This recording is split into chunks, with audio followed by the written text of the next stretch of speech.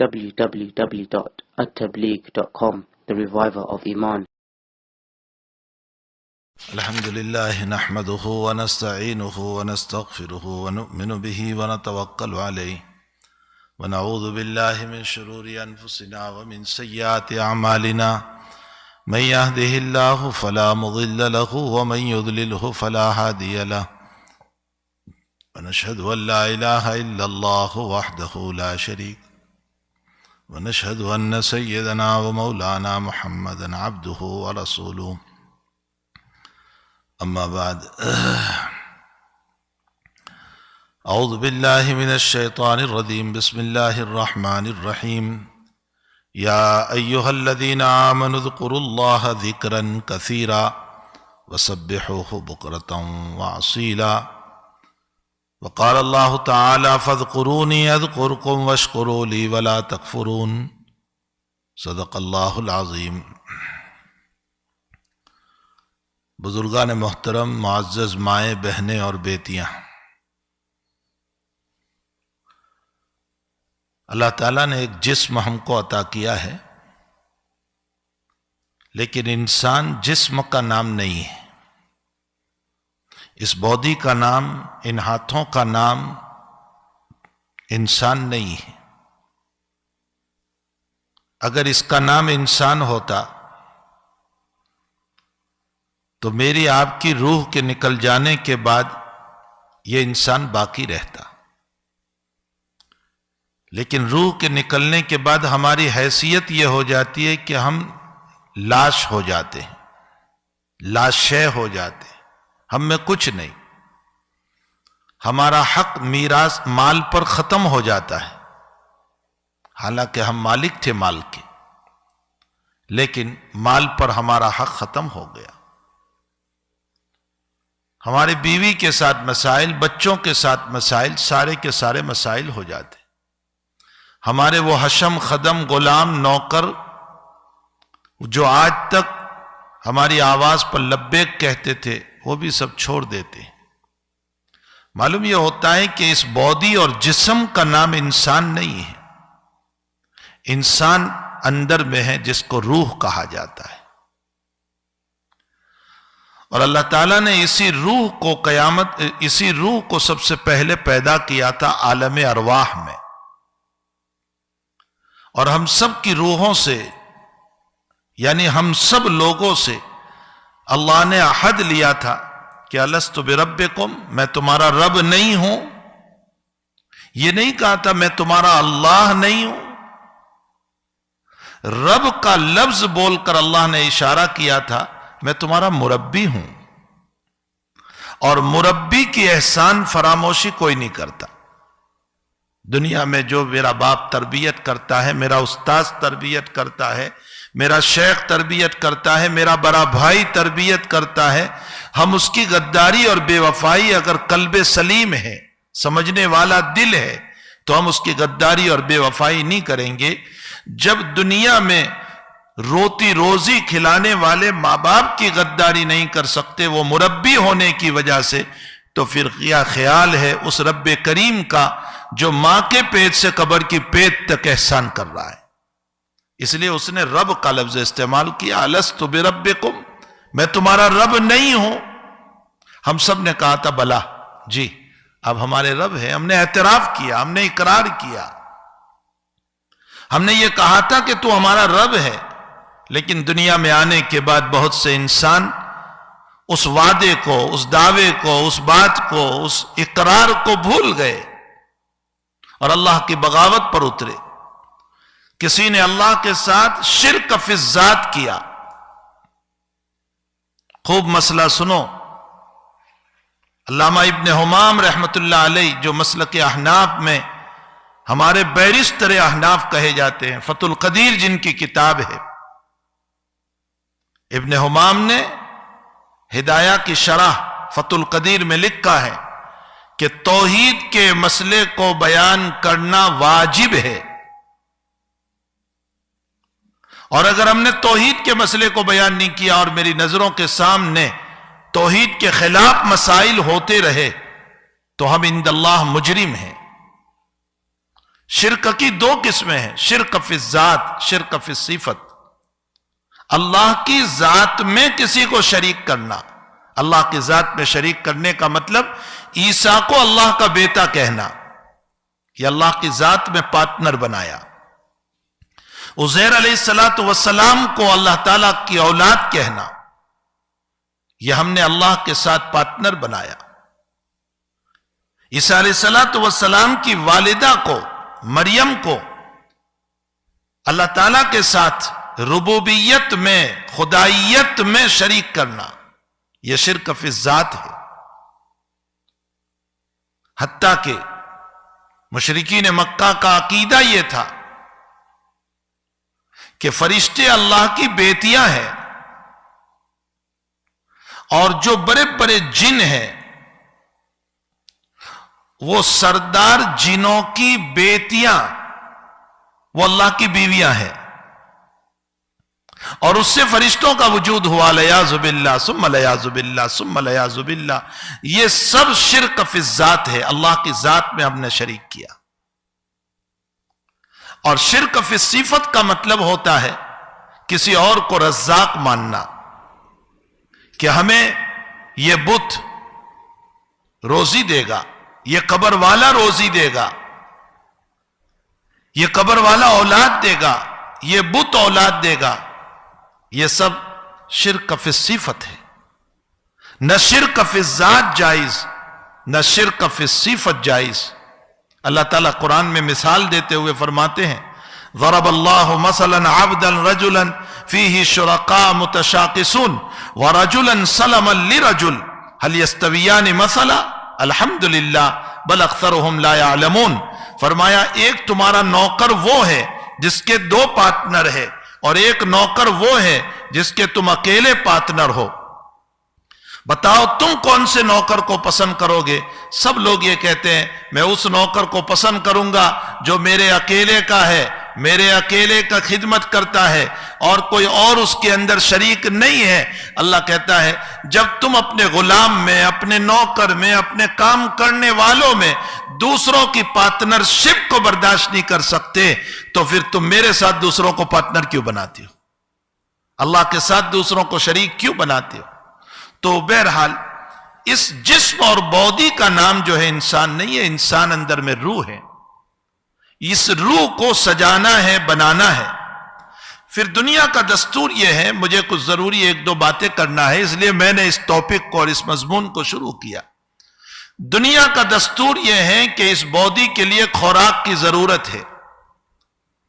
کہتے ہیں یہ باڈی تبھی ابھی چلنے والے وائرس کو دفع کر سکتی ہے جبکہ تم قوت والی چیزیں کھاؤ، طاقت والی چیزیں کھاؤ، تو کورونا کا بیماری کو یہ دفع کرے گی۔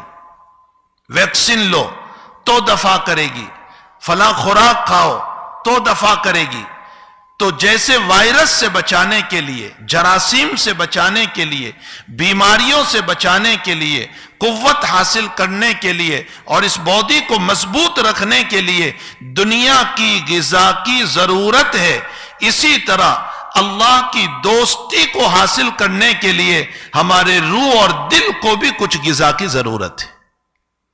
جب وہ غذا ہمارے روح اور دل کو ملے گی تو اللہ کی دوستی ملے گی، اللہ کا تعلق ملے گا، اللہ کی ولایت ملے گی، اللہ کی طرف سے رحمتیں ملے گی، اس کی طرف سے عنایتیں ملے گی، اس کی طرف سے اعلان محبت ہوگا۔ یہ ساری باتیں جب ہم نے روح اور اپنے قلب کی غذا کو پہنچایا، اور وہ قلب اور روح کی غذا کیا ہے؟ یا ایھا الذین آمنوا اذکروا اللہ ذکرا کثیرا، اللہ کا ذکر خوب کرو، خوب ذکر کرو۔ بلکہ قرآنی مضامین پر جب ہم غور کرتے ہیں تو اللہ تعالیٰ ایک جگہ فرماتے فَاذْكُرُونِي أَذْكُرْكُمْ، تم مجھے یاد کرو میں تمہیں یاد کروں گا۔ کیسے؟ علامہ قرطبی رحمت اللہ علیہ اور فخر الدین رازی رحمت اللہ علیہ اس کی تفسیر کرتے ہوئے یوں لکھتے ہیں کہ تم اعمال میں مجھے یاد کرو، میں نعمتوں میں تمہیں یاد کروں گا۔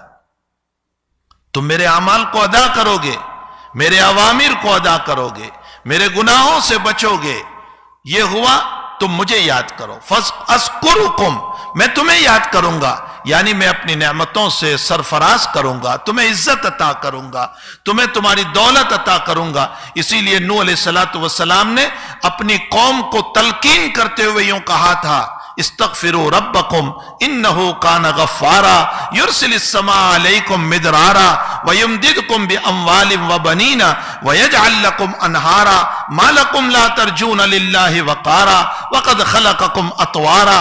فرمایا اے لوگو استغفار کرو، اللہ سے معافی مانگو، اس کو یاد کرو.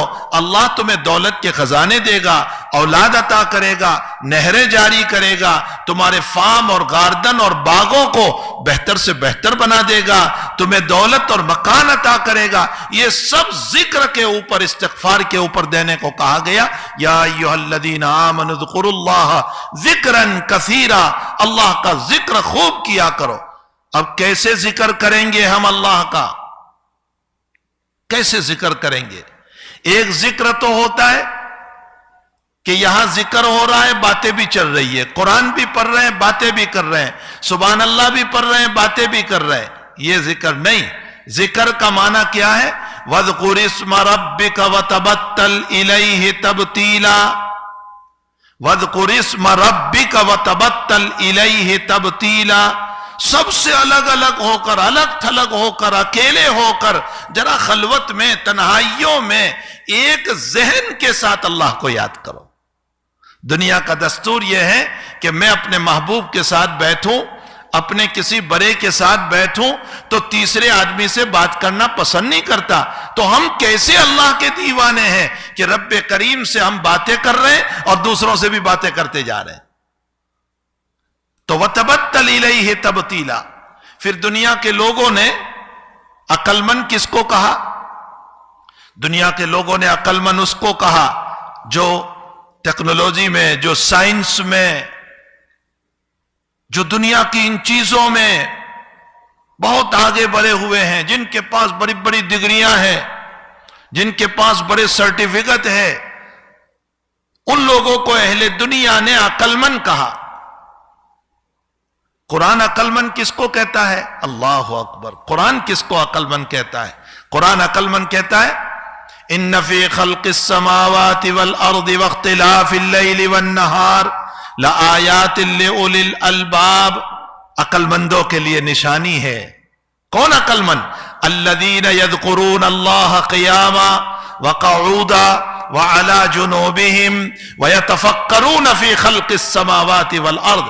عقل مند وہ ہیں جو اللہ کو یاد کرتے ہیں بیٹھے بیٹھے، چلتے چلتے، اٹھتے بیٹھتے، سوتے سوتے اللہ کو یاد کرتے ہیں. الذین یذکرون اللہ قیاما وقعودا وعلی جنوبہم ویتفکرون فی خلق السماوات. آسمان میں غور کرتے ہیں، زمین میں غور و فکر کرتے ہیں، سورج کو دیکھتے ہیں تو یہ سوچتے ہیں یہ سورج اپنے مالک کا کتنا وفادار ہے کہ آج لاکھوں سال سے طلوع ہو رہا ہے، ایک منٹ دیر بھی نہیں کرتا اور ایک منٹ جلدی بھی نہیں کرتا.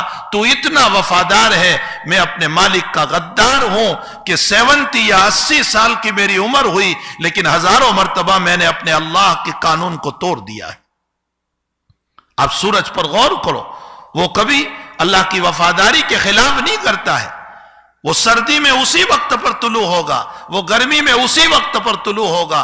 ایک مرتبہ ابو ذر غفاری رضی اللہ تعالیٰ عنہ جو صوفیاء صحابہ میں سے، ابو ذر غفاری صوفیاء صحابہ میں سے، حضور پاک صلی اللہ علیہ وسلم نے فرمایا آفتاب غروب ہو رہا تھا، سن غروب ہو رہا تھا تو اللہ کے نبی نے فرمایا ابو ذر یہ تم جانتے ہو کہاں جا رہا ہے سورج؟ یہ آفتاب کہاں جا رہا ہے؟ فرمایا اللہ و رسول عالم، اللہ اس کا رسول بہتر جانتا ہے. تو نبی علیہ السلام نے فرمایا ابو ذر یہ ابھی غروب ہوگا، غروب ہونے کے بعد دوسری مرتبہ صبح میں طلوع ہونے کے لیے اللہ سے اجازت مانگے گا، اللہ کے سامنے سجدہ کرے گا، اجازت مانگے گا، اور اللہ جب اس کو اجازت دیں گے تو صبح طلوع ہوگا. ایک دن ایسا آئے گا کہ اللہ اس کو کہے گا جہاں غروب ہوا وہیں سے طلوع ہو جا. ایک دن قیامت کے قریب. باقی روزانہ تو اپنی رفتار پر.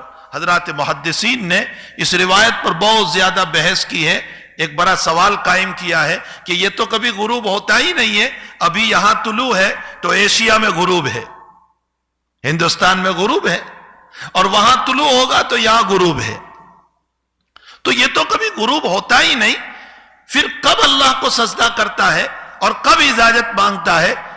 محدثین نے لکھا ہے کہ یہاں اجازت کا مطلب یہ ہے کہ اس کا اپنے محور پر چلتے رہنا، اپنی جگہ پر چلتے رہنا، اپنے وقت پر طلوع ہونا، اپنے وقت پر غروب ہونا، یہی سجدہ اور اجازت ہے۔ تابعداری کو اجازت کہا گیا، تابعداری کو سجدہ کہا گیا۔ تو ایک آفتاب اور سورج اپنے مالک کا اتنا وفادار ہے، اس میں غور و فکر کیا جائے تو اللہ تعالیٰ قرآن کریم میں عقل مند اس کو کہتے ہیں الذین یذکرون اللہ، جو اللہ کو یاد کرتے ہیں، قیاما کھڑے کھڑے، وقعودا بیٹھے بیٹھے، وعلی جنوبہم راتوں میں سوتے سوتے، آنکھ کھل گئے اللہ فوراً زبان سے نکلا، آنکھ کھل گئے اللہ، یہ نہیں او با اور ماں، اللہ، وعلی جنوبہم وَيَتَفَكَّرُونَ فِي خَلْقِ السَّمَاوَاتِ وَالْأَرْضِ رَبَّنَا مَا خَلَقْتَ هَذَا بَاطِلًا، اے اللہ تو نے کسی چیز کو عبث اور بیکار پیدا نہیں کیا ہے۔ حیات الحیوان جانوروں کے اوپر ایک کتاب لکھی گئی، اس کے اندر ہے کہ خنزیر کو، سور کو جو پیدا کیا ہے اس میں بھی اللہ کی حکمت ہے، اور وہ اللہ کی حکمت یہ ہے کہ یہ خنزیر جو ہے یہ گندی چیزوں کو لے لیتا ہے، اور اس کے اندر اللہ نے ایک عجیب صفت رکھی ہے کہ وہ صبح جلدی بیدار ہونے والا ہے، یہ اس کی صفت ہے۔ انسانوں کو کہا گیا کہ ہمیں چاہیے کہ ہم اس سے بھی سبق لیں کہ وہ روزی کے لیے صبح بیدار ہو جاتا ہے، ہمیں نماز کے لیے جلدی بیدار ہونا چاہیے۔ تو بہرحال اللہ کا ذکر کا معمول بنانا چاہیے۔ انشاءاللہ ذکر پر اگلے ہفتے کچھ باتیں ہم سنیں گے اور کہیں گے۔ اللہ ہم سب کو عمل کی توفیق عطا فرمائے۔